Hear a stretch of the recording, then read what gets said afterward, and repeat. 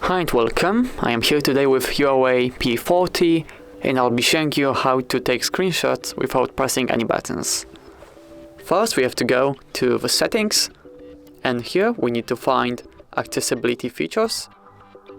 Go to shortcuts and gestures, take screenshot, and as you can see we can choose between screenshot, which to make it we have to knock twice on the screen with a knuckle. We can knock our knuckle on the screen and draw an enclosed area to capture the part of the screen, and we can also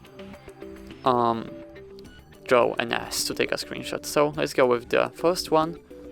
So now if we go to the home screen we can simply knock twice. Whoops. Oh, come on.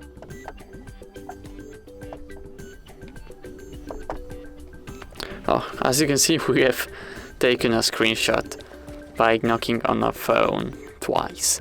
So that's everything for this video. Hope you enjoyed.